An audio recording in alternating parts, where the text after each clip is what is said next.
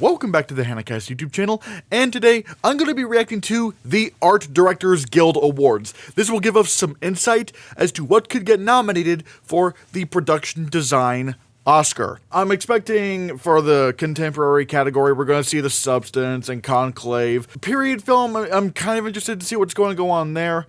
But really, weirdly enough, for the most part, we're going to be seeing a lot of our nominees in the fantasy category this year. Although I do think Nosferatu is going to make the period film category. But one thing I'm wondering, is Furiosa going to get that fantasy film production design nomination? Even though I think it's kind of already dead for any Oscars right now.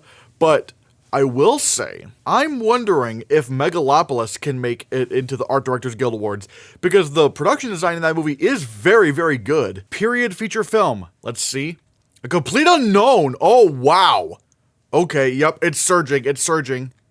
The Brutalist. There we go. Gladiator 2. Okay. Nosferatu. All right. And Saturday Night. Oh, wow. Oh, wait, shit. I just got spoiled for something for fantasy film. Okay. Once again, no Joker Folie à Deux, which is very weird because, like, I mean, say what you will about the film, but the production design in that movie was fantastic. So for fantasy feature film, we have Alien Romulus. All right, that's awesome. I love that. It's showing a lot of guild support. Beetlejuice. There we go. It's got the Art Directors Guild, and it's got the BAFTA Longlist nomination, or the BAFTA Longlist mention. I'm still thinking Beetlejuice gets in, but I'll talk about that later. Dune Part 2. Okay. Furiosa. There we go. And Wicked. Okay, so there's no Megalopolis. Did not make the Art Directors Guild. It's kind of dead. Contemporary feature film. This is not going to affect the Oscars too much, because I don't think... I know Conclave's going to make it in here, but the Oscars don't really go for production design in films that's, like, you know, contemporary. They just don't really do that still. Civil War. Oh... Once again, lots of guild support for Civil War. I think it might make the Writers Guild Awards. Conclave. There we go, Conclave. Emilia Perez. All right. The Substance. Ooh, wait, what's the last one? Twisters. Wow. Okay. And now let's go to animated feature film. All right. Flow. Inside Out 2. Moana 2. Wallace and Gromit: Vengeance Most Foul. And The Wild Robot. Okay, so those are the nominees for the Art Directors Guild. I think you will find your nominees somewhere in here.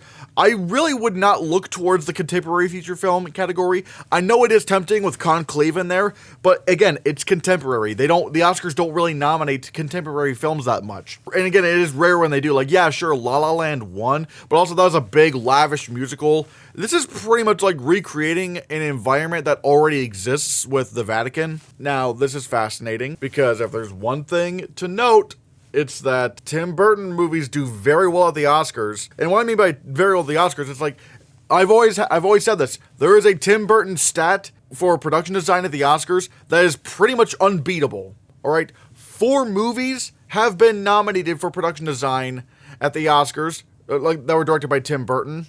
Those are Batman, Sleepy Hollow, Sweeney Todd, Alice in Wonderland. All right, all 4 of them won.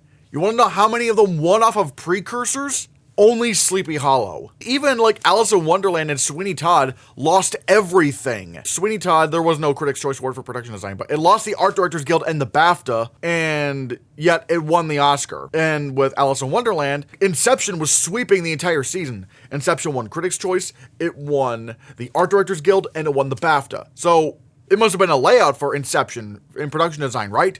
Wrong, because Alice in Wonderland actually ended up beating it at the Oscars. So I'm really looking out for Beetlejuice, because if that gets nominated, I really do think that's going to win. And people are going to say, well, a Tim Burton movie hasn't been nominated for production design since Alice in Wonderland. Sure, but also there hasn't really been a Tim Burton movie that had as showy production design since then. Because for the longest time, Tim Burton has kind of been like confined in this weird box where he hasn't really been able to be like all that creative.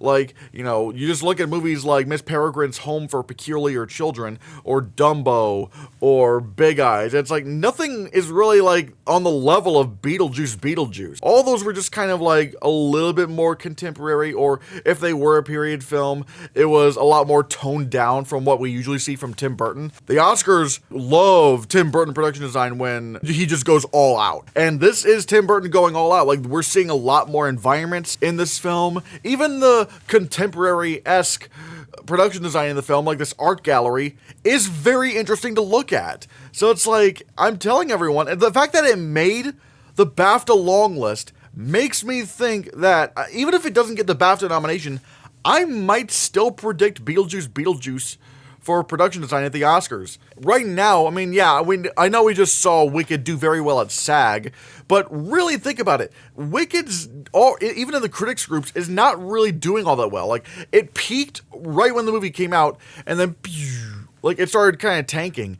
And it's leading production design with the critics, but it's still kind of hit or miss because it's still kind of contending with Nosferatu and The Brutalist, which for a while The Brutalist was actually ahead of Wicked in production design. And my theory is, if Wicked is pretty much looking like Barbie light, then there is a chance that they might not just go with Wicked at the end of the day, and they'll give it to Beetlejuice, because again, that Tim Burton stat is so powerful. In fact, I would honestly say the only thing stopping Beetlejuice from winning the Oscar is if it just doesn't get nominated. But again, it got that BAFTA long list mention. And I would like to see if I could predict Nosferatu, but again, it is like a period horror film.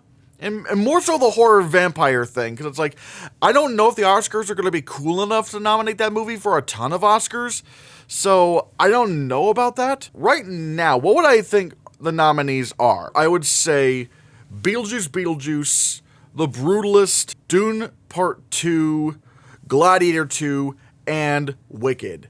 Although, maybe there's a chance Gladiator 2 misses production design, you know? Denzel Washington did not get nominated for the SAG Award, and I still do think he'll get nominated for the Oscar, because they just love Denzel that much, but man, it is tough. There is a good chance that they could just say no to Gladiator.